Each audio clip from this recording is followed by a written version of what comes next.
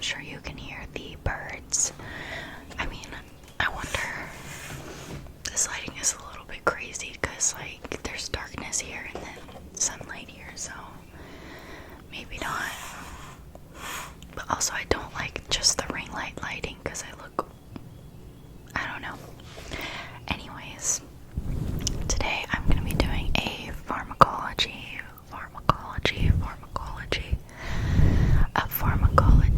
review. I don't know how many I'm going to get through. I don't want to do this for too long.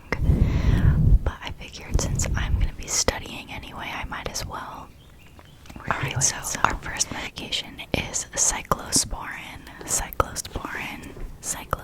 which is also known as Sandamune. So I like to remember this. If I'm given the generic name, Sandamune helps a lot because it has the word immune in it, which gives me an idea that it has something to do with the immune system. So cyclosporine is used primarily for rejection or prevention of rejection of transplant. It is also given to treat severe rheumatoid arthritis, which is an autoimmune disorder. And then it is also given to manage ulcerative colitis, but I don't think we have to know that for our exam. I was just doing some extra research. Hello. Okay. It has a broad spectrum of action, and the way it works, it inhibits T cells, it inhibits your immune response, but it specifically inhibits your T cells, okay? Some nursing concerns that you might have is to be careful combining this medication with corticosteroids, which are immunosuppressants, because if you have too many immunosuppressants, your patient will not do well. You should assess the BUN, creatinine, urinary function, weight, and liver function because it can mess with your renal system, and it also can cause hepatotoxicity.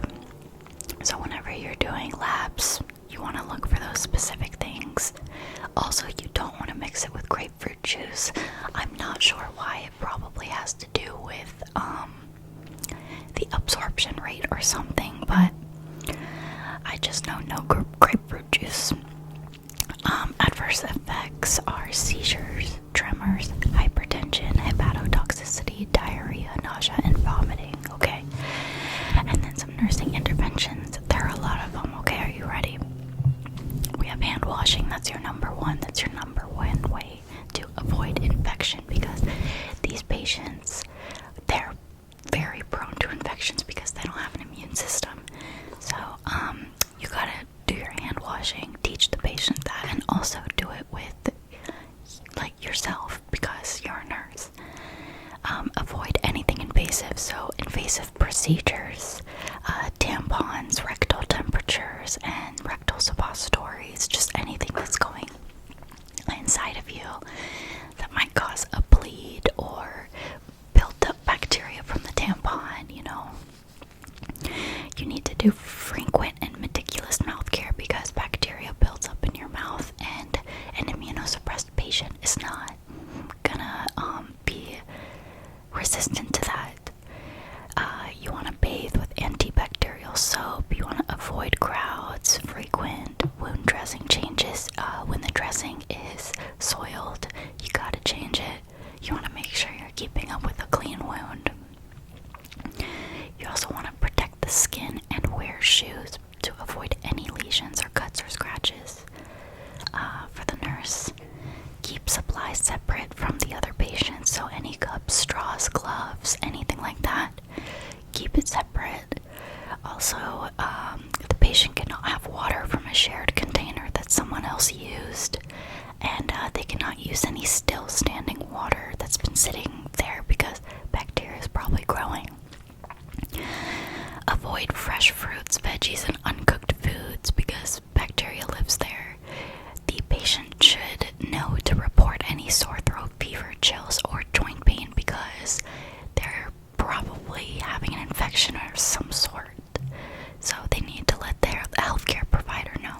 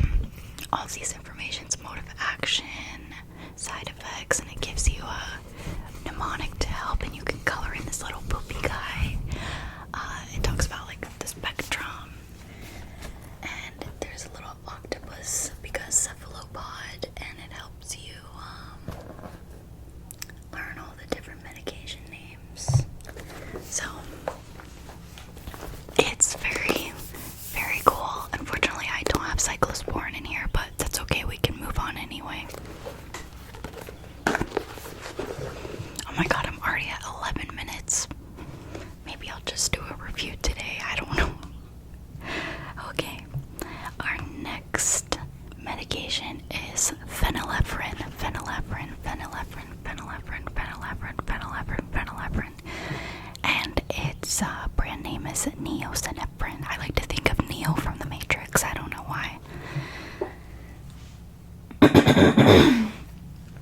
Excuse me, I'm sorry.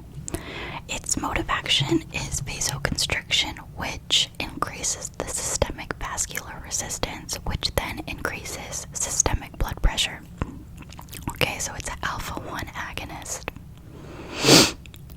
It's generally prescribed for nasal congestion in a hypotension, and it's used for producing mydriasis, which is pupil dilation during ophthalmic exams.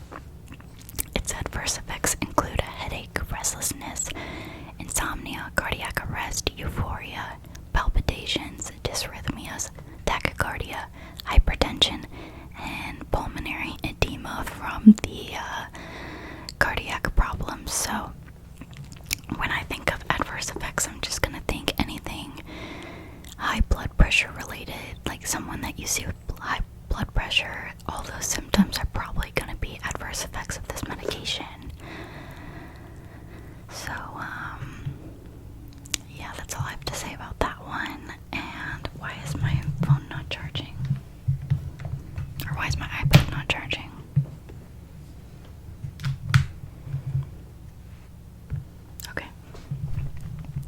Okay, nursing interventions. You want to assess for any underlying or pre-existing disease before this medication is given, because it can really exacerbate that disease that they already have. You want to get their baseline vitals so that when they are on the medication, you can see if they are hypertensive or if that's just how they normally are, you know. You want to monitor their respiratory status specifically, because bronchoconstriction may also occur, especially in patients with asthma. So you have vasoconstriction, but maybe like a residual effect is bronchoconstriction.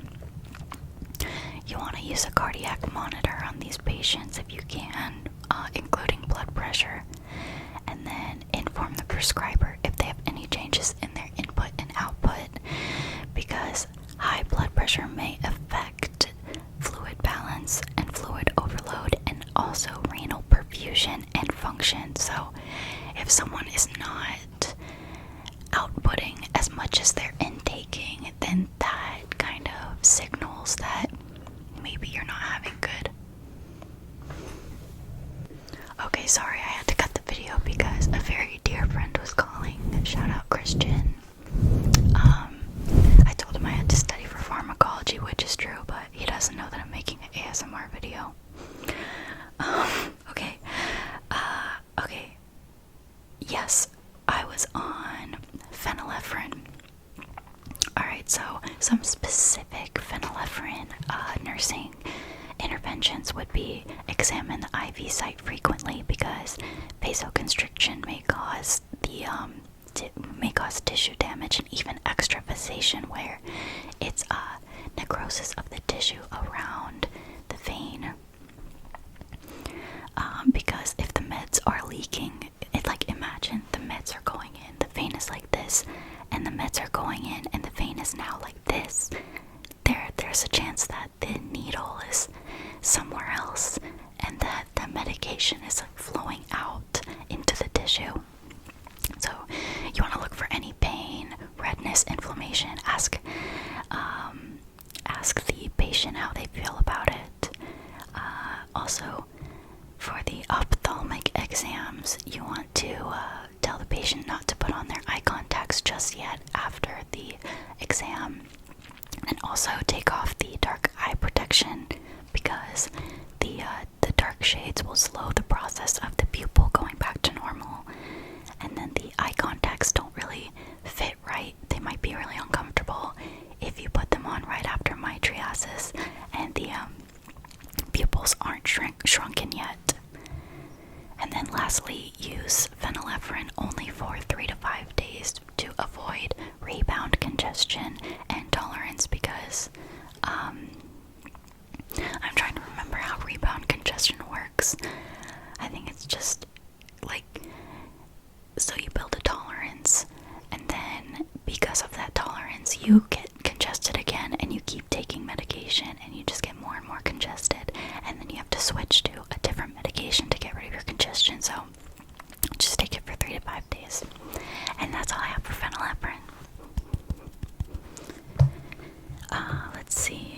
one more, and then I will probably start studying the other ones. The last one I have right now is carbamazepine. Carbamazepine, carbamazepine, carbamazepine, carbamazepine, also known as Tegretol. Tegretol, Tegretol, Tegretol is the brand name, and carbamazepine is the generic name. It's an anti-seizure medication. It is the drug of choice for tonic, clonic, and partial seizures. The mode of action is that it inhibits sodium channels, so that blocks the repeated firing of neurons. It is used with phenytoin, which is also another anti-seizure medication, for patients with that require polytherapy that have really persistent seizures.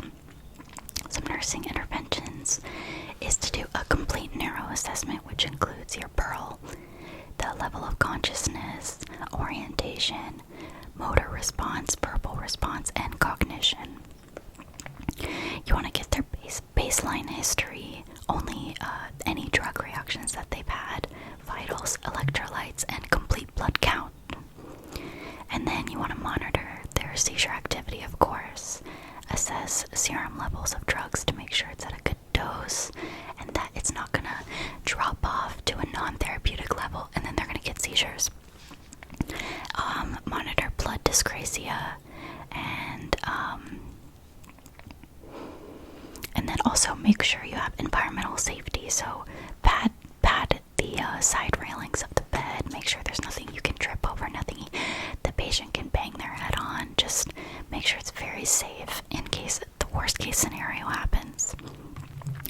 Some other anti-seizure agents are valproic acid and phenytoin, which I just mentioned, which is known as Dilantin. Alright, so if you want to take a look at my notes, here. I'm turning off my ring light so you can see my notes. So I started with, I can't even read that backwards, Cyclosporine, Sandamune, and I just wrote all these things that were in my PowerPoints, but also in videos. And then we have our alpha-1 agonist. So all the stuff that I mentioned is just all here. So yeah, hopefully the writing of my pencil on the iPad will be a trigger. Here, let me turn on the light. And yeah, hopefully it'll be a good trigger. I don't know if I'm gonna do it. I'm just gonna have to see because I do have clinical today and I have to go grocery shopping and I have to do my laundry, so I don't know if I have time. If anything, I'll just do it again tomorrow and pick up where I left off. But let's see if phenylephrine is in here, and let's also see if carbamazepine is in here.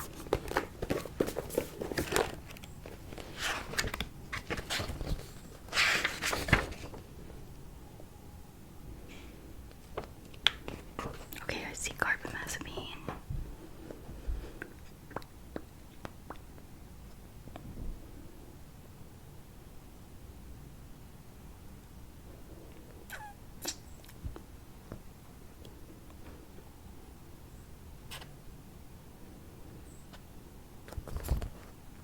Let's see.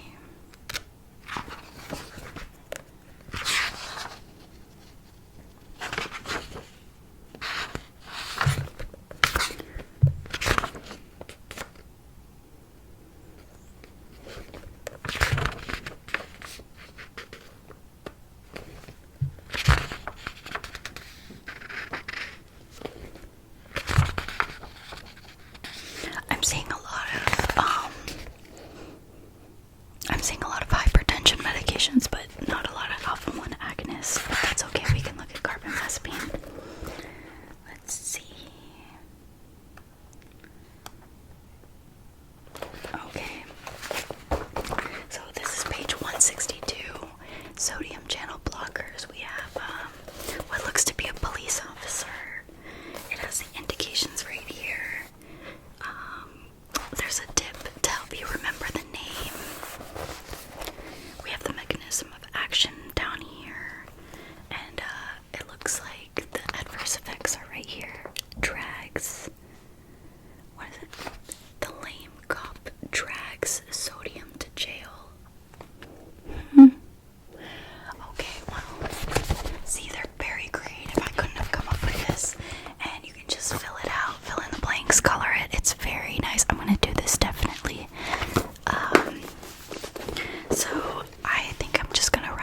video here. It's unfortunate that I couldn't use my cutesy